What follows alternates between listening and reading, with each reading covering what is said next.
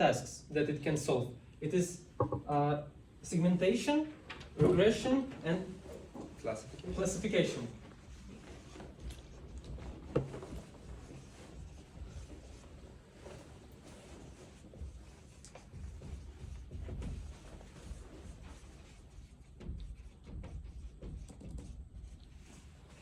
Only 3 tasks. Today, I want to speak only about those 2 because they are simpler. As you could think of them, here, usually the concept of machine learning implies that you have some data.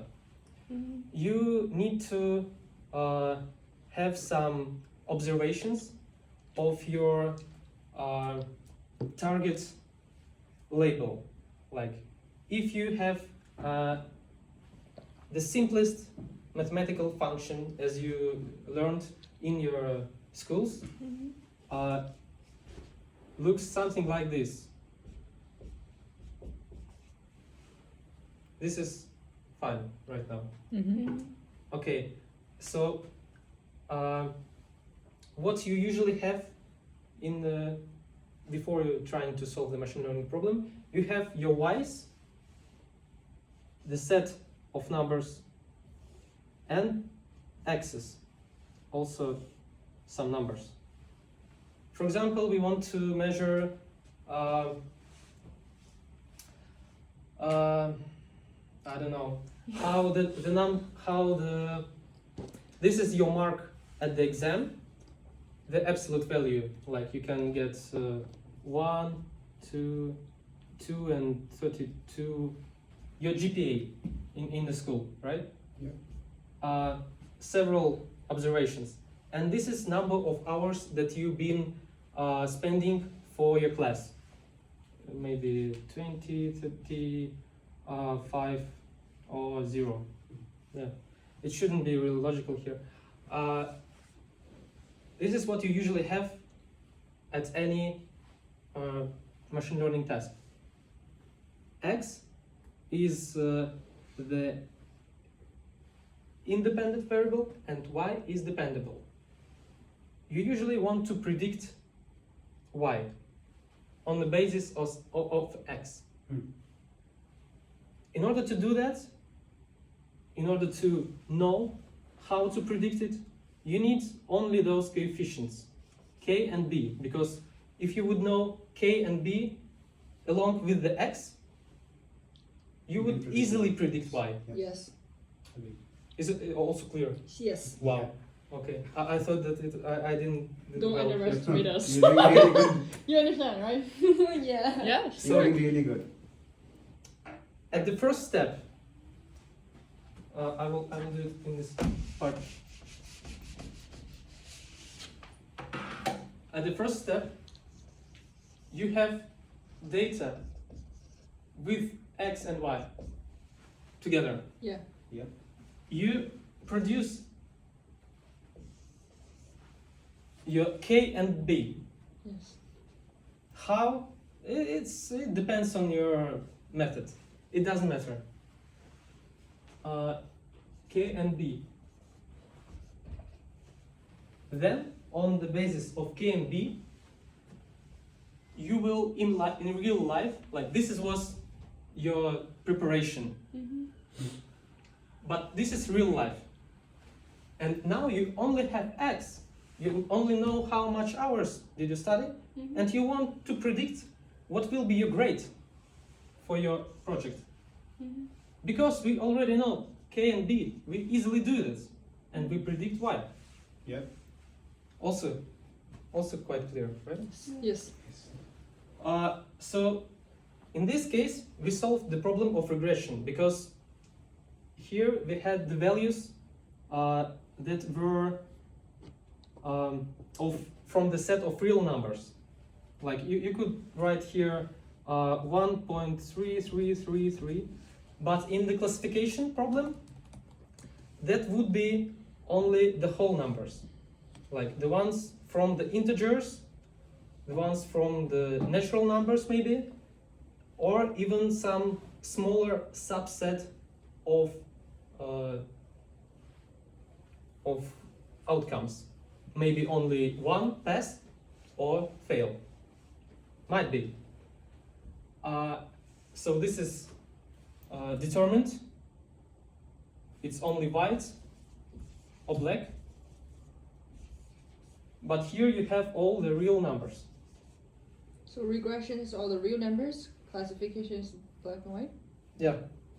Black and white, or maybe some other colors also. Okay. But you can't really see the transition between the states. Okay.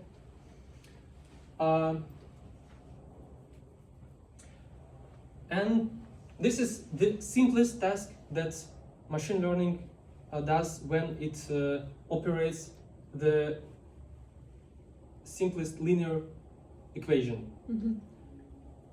Instead of this linear equation, you could choose anything, like any shape on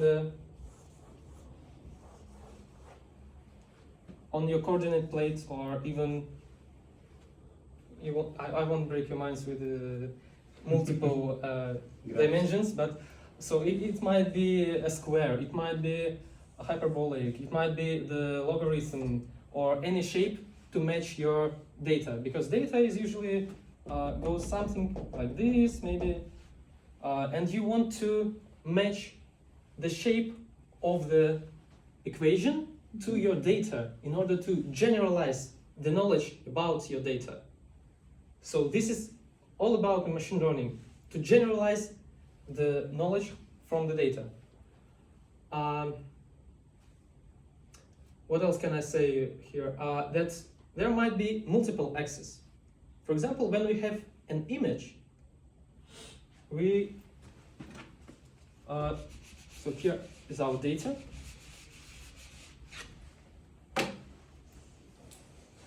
You have an image of a person, Mm-hmm.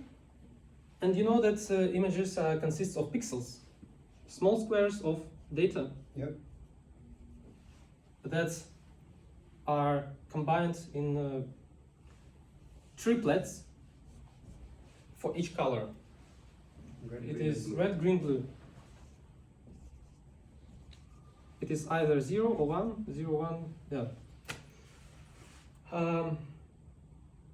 And those also might be your axes. So these triplets then will be added to this equation. In the simplest way possible to explain it to you, it's like kx1 plus kx2 plus kx3.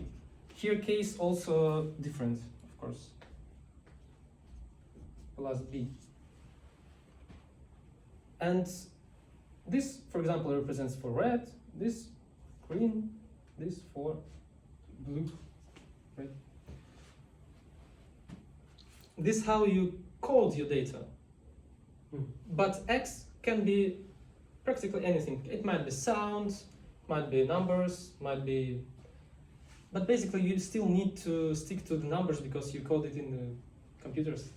So those different ways how you can encode the data into the numbers also provide different results in terms of the generalization of your data. So when you will be asked what problems you can solve with the machine learning, it's never about something new.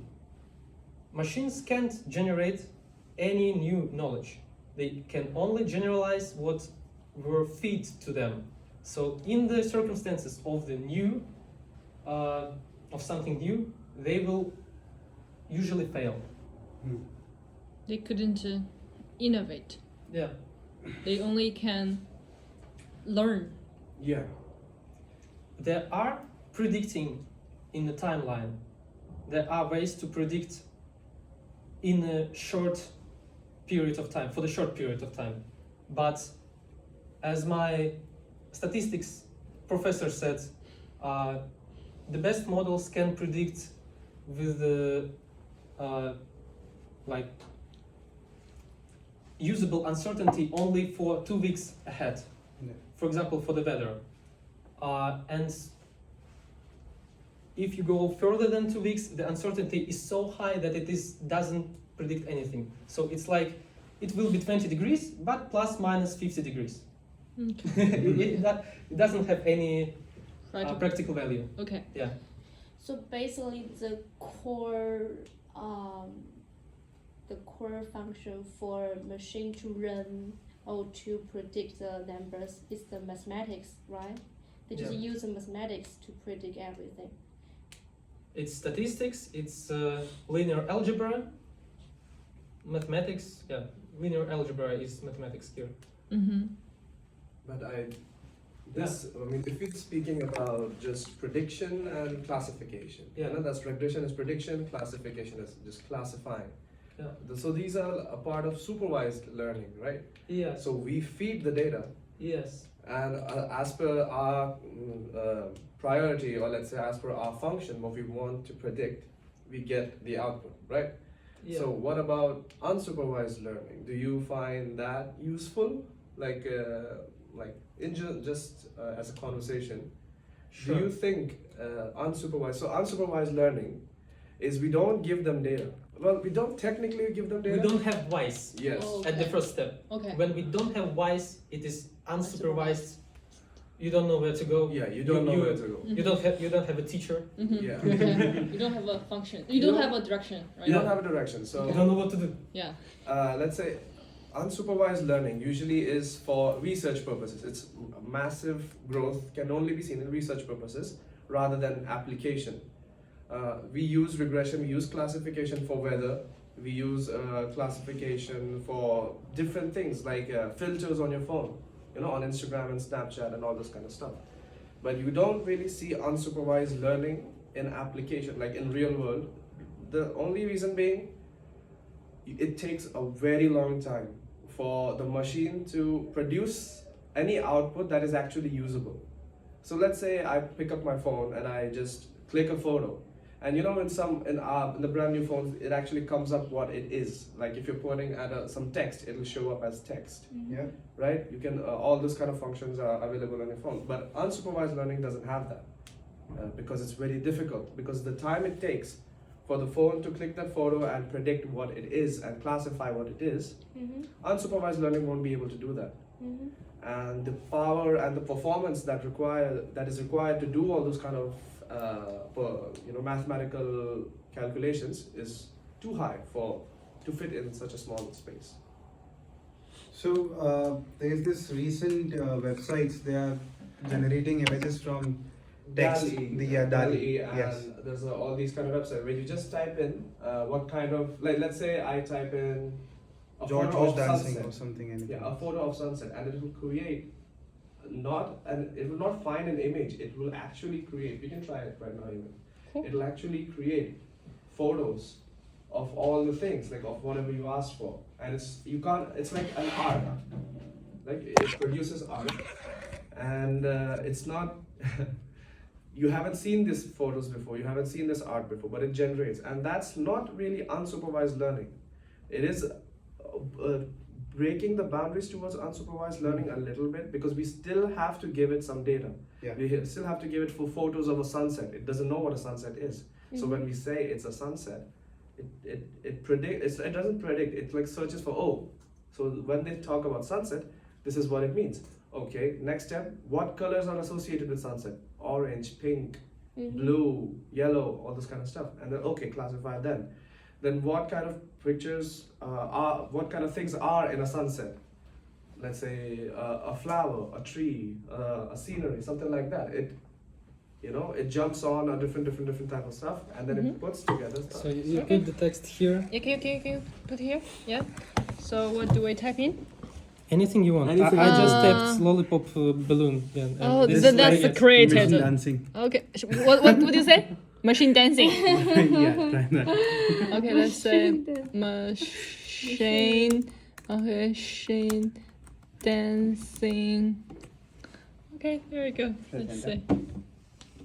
No. It's And then you have to go and create. Okay, great. Do you have credits? no. That was only one One credit. one You try. can try on a different. Maybe the most beautiful woman in the world. Oh, look. Oh, Our machine's dancing. Oh, Okay. that's lovely. Wow, wow, wow. Oh, that's very nice. Let's try another thing. So AI just like What it does, what it Okay, does, that's it puts the picture with those pixels Uh-huh. of artists. Many pictures of different artists, Artists. that Okay. did paint them in advance. It converted it to the data set of numbers, and there are a lot of them, a lot of those numbers. There are millions, trillions of those. Oh, okay. Yeah, those files, and they also converted text, like as I said,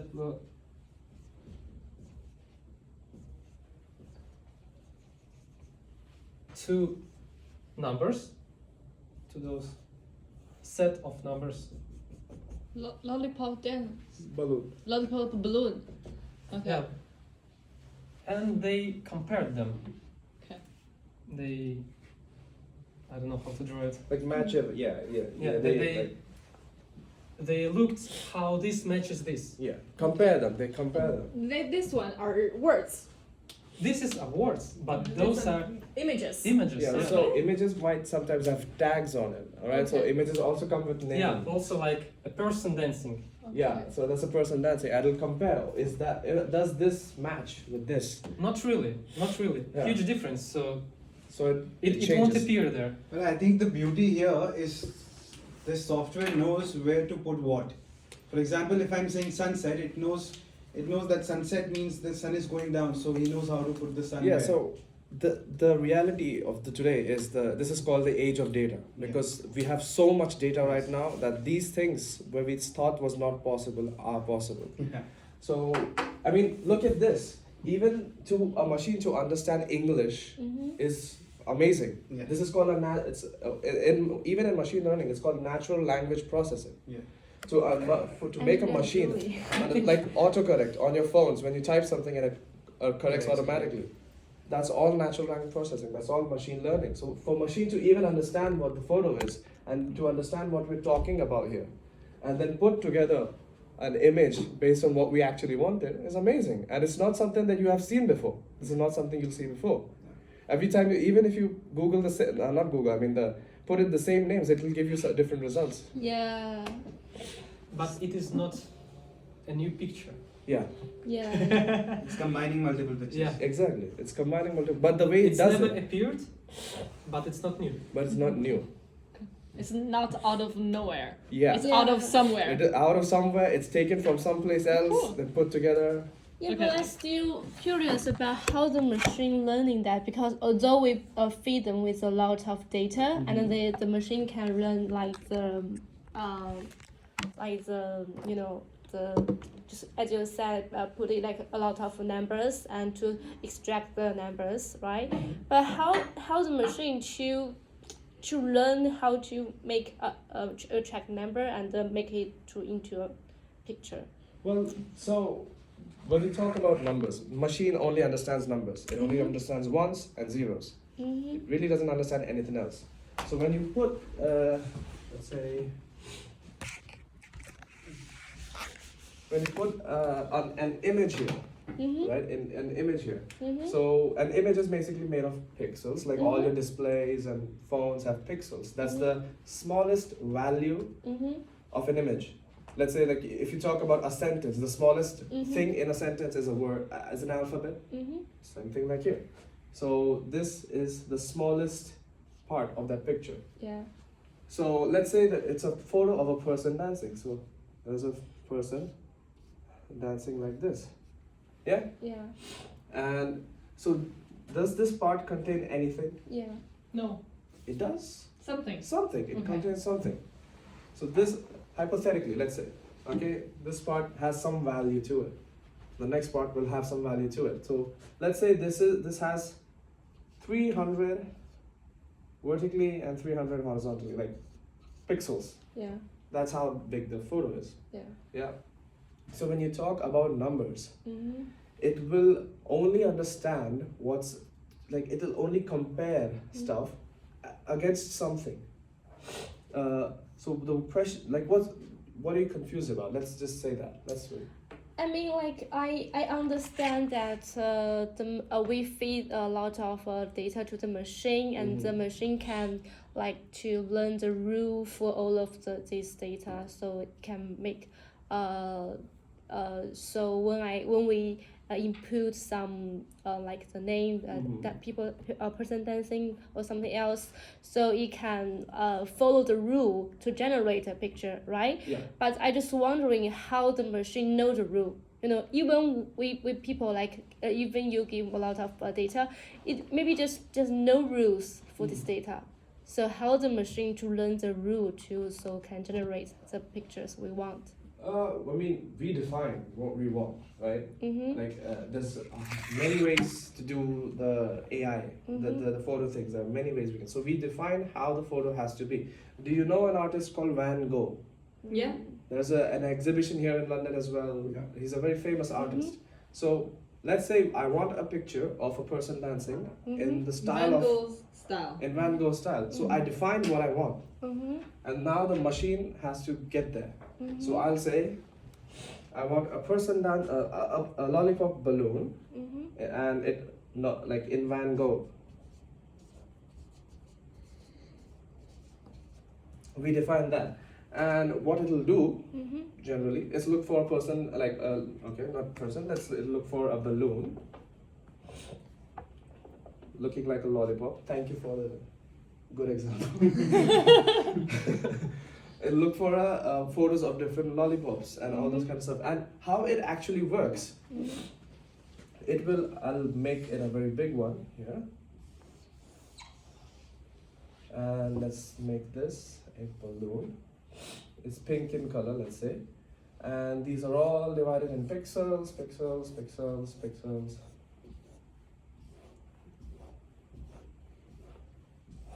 This is how it will be. Your photo is divided into this. So this 303 is still 300 by 3.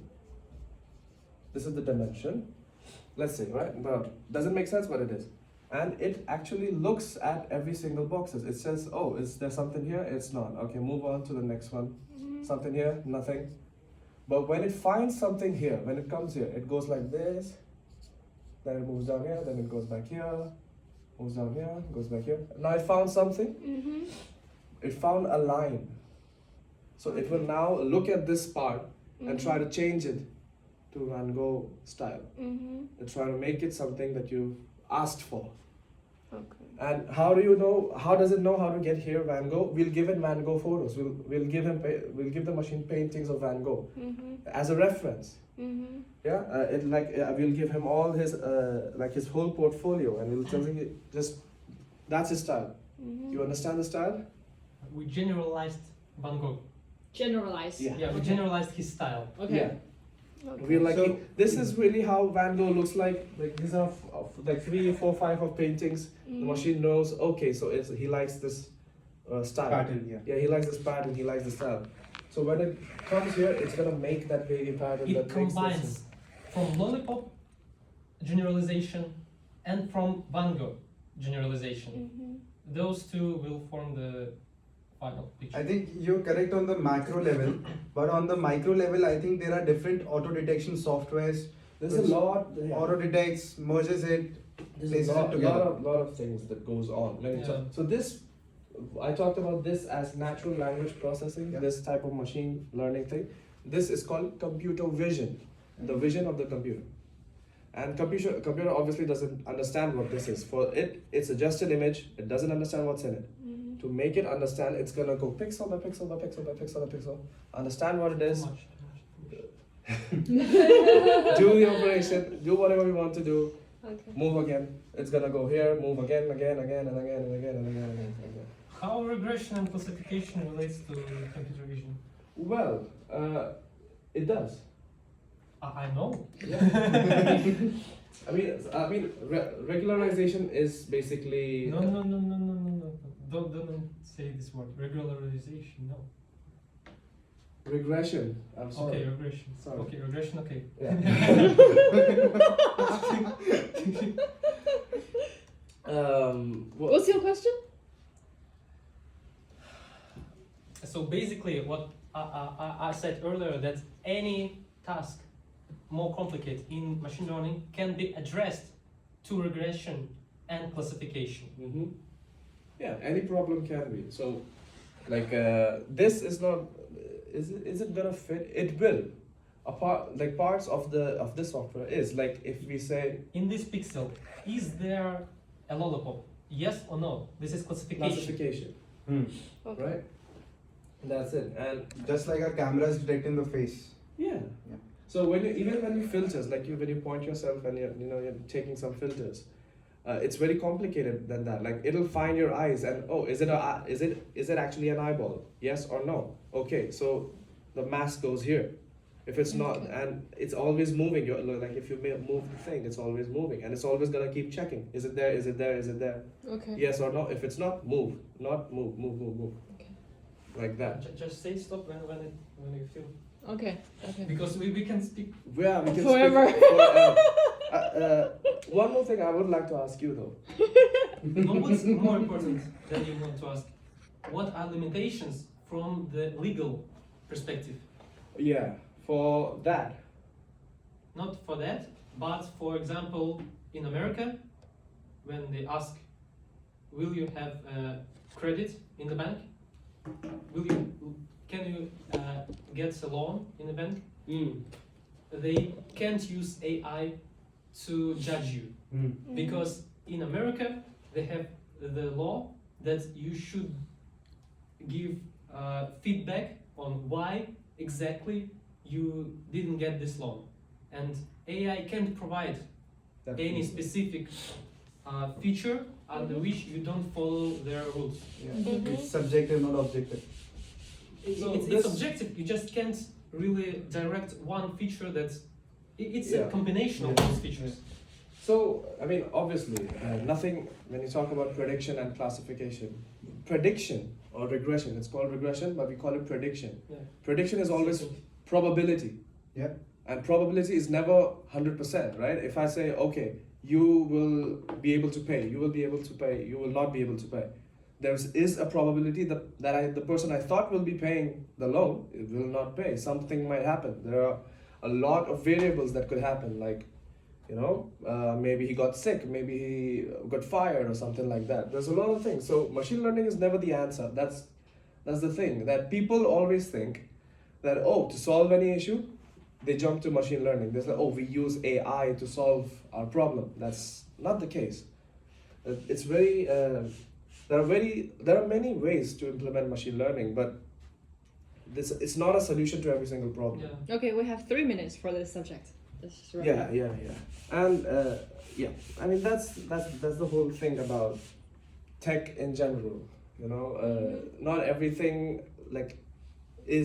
you don't have to jump on every single trend. Mhm. Like now machine learning is a trend, data analysis is a trend. Now it's not gonna solve every single problem, but it's a good thing. Yeah. So basically, it's the regression is find the links between two things. What's the link between them? And Yeah. then use that link, So present that link. yeah, and it's not always between two things. It could be like Lot so. Yeah, go ahead. We do a lot of data because the machine needs a lot of examples to learn to find the Exactly. links. I do have the last question. Like expect for just beyond that, we human being to feed the machine a lot of data. What else we can do to improve the function of AI? Well, what you can do is all mathematical, all statistical. Like you More can. layers. All right, let's talking about different things. Stop. We'll get to that maybe some of the others. But if you want to improve your performance, like to improve the accuracy. Yeah, Sorry. it's okay. Let's say if you wanted to improve the accuracy of, let's say, the loan example, like, Mhm. if you want a loan example, you give it more data, even more data. That's always an option. But if you don't want to do that, then you could give it like a wider, smaller data, but with a more larger set of examples, like variation examples. So usually it's if you take data and it's only like somebody can pay. Yes, he can pay. Yes, he can pay. Yes, or one no. You can give it varieties like y and y and so if you give it more diverse of an example, it might do better. Okay. And the surefire thing is better statistical knowledge. So when we talk about machine learning engineers, their duty is not to code. Yeah. Their duty is to actually create new algorithms. Like models, like new models. I think you should pick the phone. So I'm getting calls from 4 different people. I don't know why. Yeah. So yeah, but the best thing that usually is give it more data. Okay. That's like a child. Like if you practice more Yeah. on the same thing, you get better at it. Yeah, but you know, human being, you know, as we grow older, our like our reason, our ability will grow as our age, you know. But but the machine, I think it won't just grow at No. time, right? So. And that's where unsupervised learning comes in. That's the Yeah. other part of it. Okay. That unsupervised learning, you don't give it data, but it evolves By itself. by itself. Reinforcement Okay. learning. Yeah, and an example of it's in like, let's say video games. You know, like play video games, and let's say there is an enemy not an enemy, like a character that moves around the room. Yeah. As a computer, it doesn't understand what a room is. It doesn't understand what it is. It'll just walk into the wall for 5 hours and just keep walking. Okay. But eventually, it'll learn. We'll tell him if you touch the wall again, I'm gonna punish you. It's like, okay, I'll move to the left. Okay. It's gonna move and it's gonna end up in that wall. And then if you touch that wall again, I'm gonna punish you. Then it starts to It's understand. like to teach a dog. Yeah, it is. That's unsupervised learning, and it is the way we create incentives for the machine to understand. Like we give it a points, you know, like, oh, you did good, take this. Okay. So it's encouraged now. So Exactly like dogs. it's exactly like training a dog. And they don't speak a human language, right? They don't generally Yeah. understand it. You have to Yeah. like. If we have time at the end, I will show you a very interesting video of Hiding. The characters hiding. Hiding game. yeah, that too. And there's one that the machine learns how to box Oh, cool. without any data. Oh. It just learns by itself through evolutions to box, Okay. to fight. And Yeah, that's lovely. I'll show you that. Okay. You guys can now Yeah, move ahead. because the building and Close close at at 10. 10. If we are in the library, we can go midnight. You Yeah, know, like that's no true. problem. All right. I'll be back. I need to wait, answer All right. this. Sure. You take Okay. Okay. So give me a second to open the reading.